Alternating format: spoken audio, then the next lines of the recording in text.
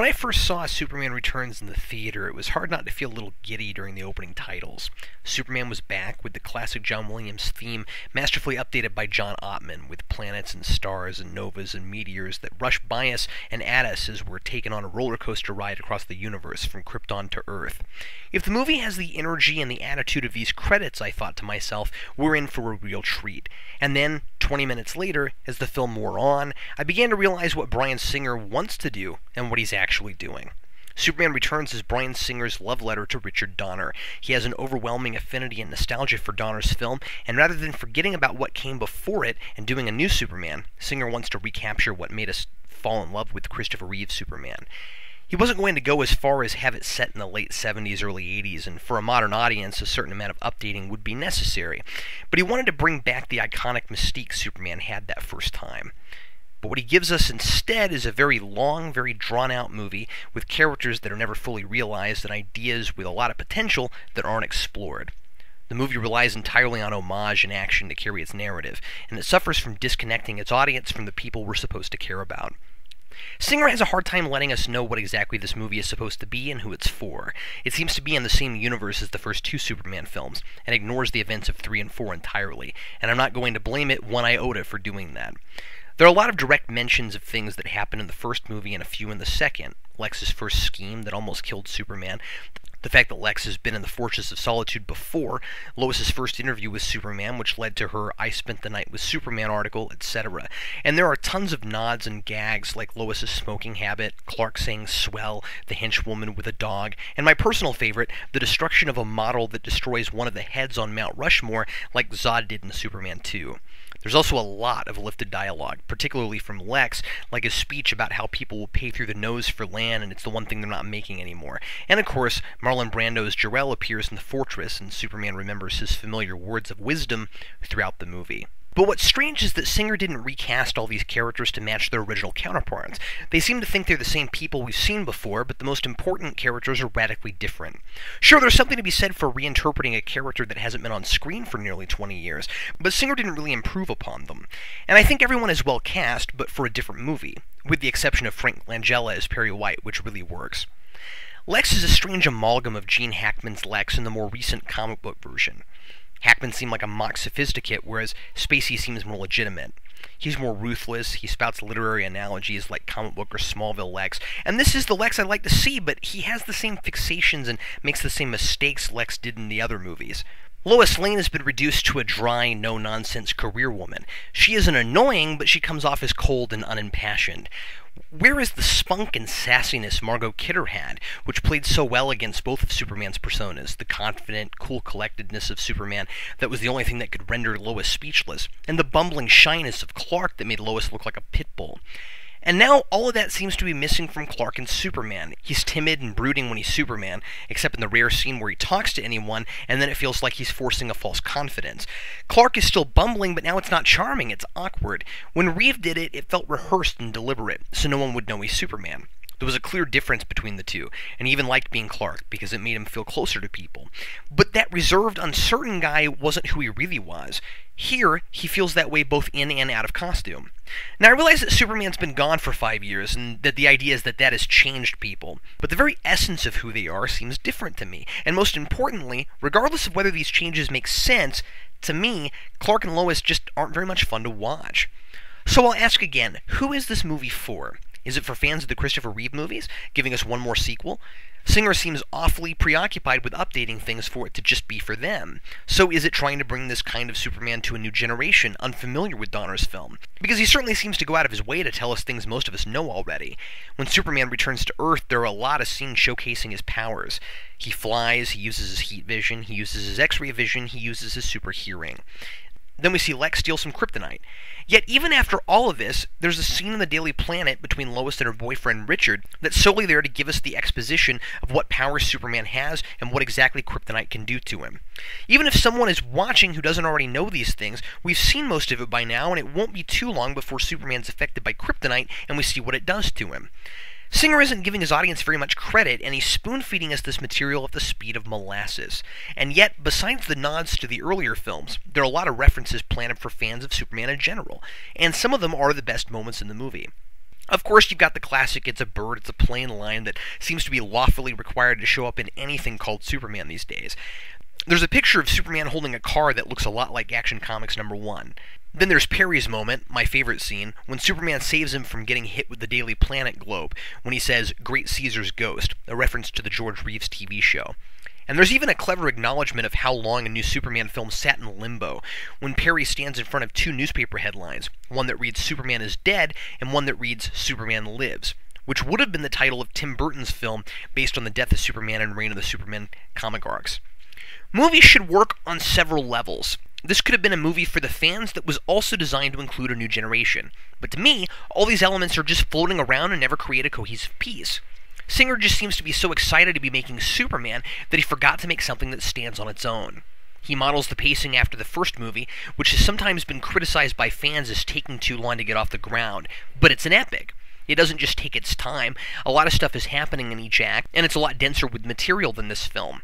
It spans Superman's birth to his first adventure in Metropolis. This film spans maybe a couple of weeks. There are long stretches with a lot of pretty cinematography, but not nearly enough going on. Take Smallville, for instance. Singer had this whole farmhouse and barn built, and they grew acres of corn. A whole lot of time and money went into making this place look authentic, and it does. We see Martha Kent being lonely. We see Superman ironically crash his ship on the farm after being gone for 5 years looking for Krypton. And we see him reminiscing about old times in a flashback where he learns to fly for the first time. A lot of time is spent here at the beginning, but it's all set up. There isn't any story being told, and the audience is waiting for the plot to start moving. Compare this to the first film, where the farm is used to showcase important events in Clark's early years, most notably the death of his father. That's important. It shapes him. We see him struggle with things he can't change and develop into a man. Here, we just get a vague impression that he missed home. I'll come right out and say this now, this movie really doesn't work at all for me. And I'll go into detail on several topics to explain why. But the short of it is, it wants to be Donner Superman, but it doesn't understand Donner Superman. But that's not to say there's nothing here that's not fun and worthwhile. As an action and a disaster movie, there's a lot of thrilling scenes, though several really drag on. It isn't until the third act that we get some fantastic Superman action, when the Kryptonian mountain starts quaking the city. Superman moves faster than we've ever seen, without him just being streaks of light flying around the planet. The scene where he rescues a plane full of people toward the beginning is classic, and I like how it's played as harder for him to do this than it has been in previous incarnations. After all, even if Superman can pick up anything, that doesn't mean that the impact of Superman catching a plane wouldn't jostle the people inside. And the ripple effect when he drops with the nose end of the plane on the baseball field looks great. I do think there's a little too much obvious CG in the film, but it's forgivable to allow Superman to do some things we haven't seen him do before, like flying through plumes of fire. So let's try to get at what this movie is about. Astronomers find the remains of Krypton, and Superman goes to investigate. He's been gone 5 years. Since then, Lois has written an article called "Why the World Doesn't Need Superman" that's landed her a Pulitzer. This calls back to the themes of the first two movies. Who is Superman, and where does he belong? He protects humanity, but is he human, or are his father's words true? You will live among humans, but you will never be one of them, which is echoed again in this movie. Like in Superman 2, he struggles with seeking what he wants versus his duty and obligation to the world. He's turned his back on his real home, Earth, on the off chance that someone from his homeworld is still alive, and he ultimately has to learn that the world needs him and he can't live in the past. Jor-El meant for him to look toward the future, to use his wisdom and knowledge to better humanity, but not to spend his life searching for his own origins, which is why he gave Kal-El the Fortress of Solitude. This doesn't make a lot of sense to me. First of all, in the first film, Superman seems to clearly consider himself an American. He has an alien heritage and he knows all he needs to know about it. It seems unlikely that just knowing there are pieces of Krypton floating around would be enough to make him leave Earth at the mercy of catastrophe and supervillains. His dilemmas were always personal. How can I be a symbol of courage, decency, integrity, and morality every day and still be a human being? Can I allow myself a normal human life, a wife, a family, and still be that symbol? And he learned in Superman 2 the answer to that question is no. Jor-El said, "They can be a great people, Kal-El, they wish to be. They only lack the light to show the way." He has embraced an obligation to be that light, and that means he has to be more than a human being. He has to give up his own happiness for the happiness of others. This is the problem with trying to figure out what this movie is. If we're to assume the first two movies happened the way we saw them, then Superman seems to be forgetting things we've already watched him learn. Going off to search for Krypton is the same kind of mistake that giving up his powers for Lois in Superman 2 was. It's irresponsible for him to put his personal feelings above protecting people, and that's just what he does here. And besides, there's a lot we're not told that makes this confusing. What happened to him in those 5 years? He says he didn't find anything, so why does his ship crash? Are Kryptonian ships just incapable of landing? Or did something happen to him, like a confrontation with some other aliens or something? And where did he get the ship? It's similar to the one he crashed in originally, so it probably came from the Fortress. But if it's so easy to grow spaceships with Kryptonian crystals, why didn't Jor-El grow a whole fleet of them and save more Kryptonians? Regardless of how or why he does it, Superman leaving Earth gives you the opportunity to ask questions about his relevance, and that's a worthwhile idea. Can we live without Superman? Can we really trust someone with that much power, especially if he just up and leaves us defenseless one day? Does Superman as a symbol still resonate with people? Or is his an outdated morality the world no longer values? But this isn't really the focus of the film, and it becomes a vague substitute for a complex lesson our characters could have learned. Everybody's character arcs all converge in the same place. They all think the world doesn't need Superman, then they find out that it does. But what does that really mean? The world needs Superman. This is the big point, and the movie seems to totally miss it. When Superman returns after 5 years, everyone accepts him with open arms. No one but Lois seems to resent him for leaving. The people who need to learn this lesson only have selfish reasons for not wanting Superman around. Lois is angry because he didn't say goodbye to her, and Richard just feels threatened because he's the classic third wheel in a tired love triangle. And what they come to realize the world needs is Superman's powers. Yes, if a madman creates a bunch of mountains of alien rock that come out of the ground and mess up cities, you need a superpowered being to fix that for you. Lois changes her mind after Superman saves the world and is lying in a hospital bed, possibly dying, and starts to write an article called Why the World Needs Superman.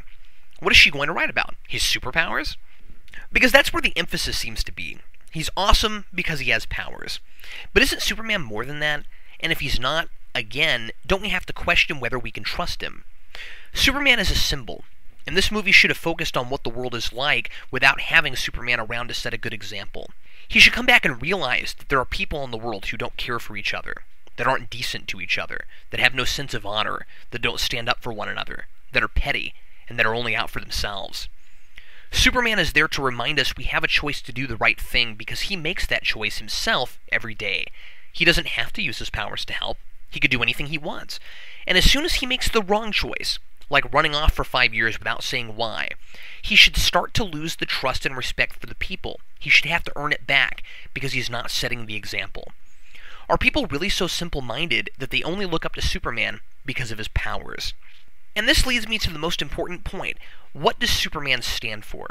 This movie is a little like a bad debate team. It tells you what it wants you to take from it, but the evidence it provides doesn't follow. Superman here is mopey, he's brooding, and he's constantly pining over Lois. He flies around the world saving people not because it's his responsibility, but because he feels guilty for leaving. He's not proactive. He left the Earth without telling Lois or the people why, and he says it's because he was scared. He looks like a lost puppy. He stalks Lois's house and eavesdrops on her, her boyfriend, and her son, using X-ray vision and superhearing. He resents Richard even though he's been gone so long. And the biggest insult, it turns out Lois's son is actually Superman's illegitimate son. Clark was brought up with small-town values that would, no doubt, include not having children out of wedlock. Now, I realize Clark and Lois slept together in Superman 2, even though Lois doesn't remember it, so he apparently doesn't believe in celibacy before marriage, but surely he's at least responsible enough to be as careful as he can be that he's not going to leave Lois with a child while he's off the planet for 5 years. Now, I'm not saying Superman can't make mistakes, but as a writer, why would you give Superman an illegitimate child? That's so contrary to his value system and what he stands for. Superman stands for truth, justice, and the American way. And by the way, I hate how it's changed here with Perry's line to truth, justice, and all that stuff. Because we're not even thinking about what that means anymore. Are we sure this Superman stands for truth? He didn't tell the truth when he left the planet. Christopher Reeve's Superman would have held a press conference and explained what he was doing and promised he was coming back. He doesn't tell the truth to Richard or Jason about whose son Jason is, or to Lois, who's figured it out on her own, but there's no reason Superman would know that. And sure, maybe it's better for Jason to have a human dad and live a normal life from Superman's perspective, but the kid is showing signs of having superpowers. He's not going to have a normal life. The movie tries to use this to add to Donner's father-son themes, by having Superman whisper to Jason while he's asleep. He says, "You will never be alone." You will make my strength your own. You will see my life through your eyes as your life will be seen through mine. The son becomes the father, and the father becomes the son, again echoing Jor-El. The idea seems to be that, like Jor-El, Superman has to guide his son from afar and allow someone else to raise him. In this way, he finally becomes his father. But the circumstances here are so completely different. Jor-El was going to die. Superman is still alive. Superman knew who his real father was. Jor-El wasn't responsible for the circumstances that led to him not raising his son, but Superman is. And the kid needs his real father. He's got superpowers. The movie holds Superman up on a pedestal while he makes a lot of bad and questionable choices. And side note, how does Superman know Jason is his son? Did I miss something? He didn't see Jason throw the piano, the only time he uses super strength in the film. There should be more consequences to his leaving Earth. What if he got back and Lex had already started his crazy turn the whole planet into rocks of kryptonite plan? And he should have to take responsibility for his son, or at the very least, vow to explain things to Jason when he gets older. That's really why a lot of this doesn't work for me. We've got a monosyllabic, non-proactive Superman who's totally closed off from the audience. I'm not getting inside his head, and so I don't feel emotionally invested in what happens to him. It's not enough to show him flying around and looking sad. I want to know why he makes the choices he makes, and I want him to have to make the right decisions to fix past mistakes. I don't feel the impact of Lex stabbing him with kryptonite, or the impact of him almost dying in the hospital after getting rid of a kryptonite mountain. And part of that, too, is that there's not enough at stake. We know he's going to pull out of it because he's Superman. Kryptonite is a way to make things harder for Superman, but it isn't actually deadly to him because it's his movie and we know he's not going to die. He recovers very quickly after Lois pulls the kryptonite blade from his side. Does it make sense? No. After all, he almost drowned in the first movie just by having kryptonite around his neck. And if a little kryptonite is enough to make it hard to stand up, there's no way he should be able to fly a huge mountain of it. So when he's in the hospital and flatlines, we still know he's going to make it, and it just doesn't really mean anything. Bryan Routh looks decent as Superman, and he pulls off a good Christopher Reeve, especially in places like after he saves the plane and reminds everyone that flying is still statistically the safest way to travel. I don't think my dislike for Superman in this movie is Routh's fault. The script doesn't give him enough to say, and much of what he does say is strange and awkward. There's an exchange that he and Lois have twice in the movie, when she says, "Will we see you around?" and he replies, "I'm always around." When a line like that is repeated, it's usually to reinforce an idea or strengthen a relationship. But this one is just clunky, and I don't really get why the movie thinks it's clever. Perhaps it's his way of promising he won't leave again, but I'm grasping at straws. Superman and Lois both come off as actors delivering lines of dialogue rather than fleshed-out people we come to know and appreciate. This is another example of more modern, painfully oversimplified romantic tension like what we have in the Spider-Man films. Superman and Lois are in love because the script says they are. They don't have any chemistry or genuine affection for each other. I know Lois is angry, and at first we think her feelings may have changed, but if we're to care about this relationship, we need to see something beneath the argument. More scenes with Lois and Clark at the office or out investigating together may have gone a long way to fleshing them both out. And most importantly, more talk about something other than their relationship and Superman leaving. When Lois talks to Clark, it's asking him why he thinks Superman didn't say goodbye. With Reeve and Kidder, we got in the relationship with Clark and Lois. We watched it develop. We saw them exploring their similarities and differences, and they didn't have to constantly talk about the relationship. Too often movies will fall back on a time-old romantic cliché rather than just letting relationships naturally unfold. I don't like love triangles a lot of the time, but that's mostly because they're usually forced and uninteresting. This one does something a little unusual. It gives us a cool parallel between the two guys, and our hero doesn't win the girl in the end. Richard turns out to not be a jerk like we might expect, but he's an upstanding citizen, a good dad, and at the end, he's a hero. He puts his own life and the lives of his family on the line to take his plane back in a storm and save Superman. I like that he's a pilot and kind of has flying in common with Superman, but he's not real developed. His arc, like Lois's, mostly boils down to he saw Superman as a threat to his relationship, and now he's glad he's around. What if he looked up to Superman before he left, and that's why he was a pilot? Or maybe he's been trying to be as much like Superman as he can because Lois wants a hero. Some really human scenes with him and Superman would have been good, especially since they're both playing the father role to Jason in one capacity or another. Kevin Spacy is great as Lex. He's got so much more energy than anyone else in the movie, and I just wish his plot was better and that so much of it wasn't lifted from the first film. The whole trying to own huge plots of land thing has been done. The hench girl with a dog thing has been done. And his hench girl does exactly what Miss Tessmacher does. She turns on him and messes up his plans, this time by dropping all his crystals out of a helicopter.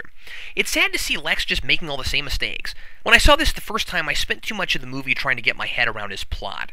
So he wants to create a whole wasteland continent and charge obscene amounts of money to live on it and develop it, even though it's all rock and you can't possibly grow anything on it.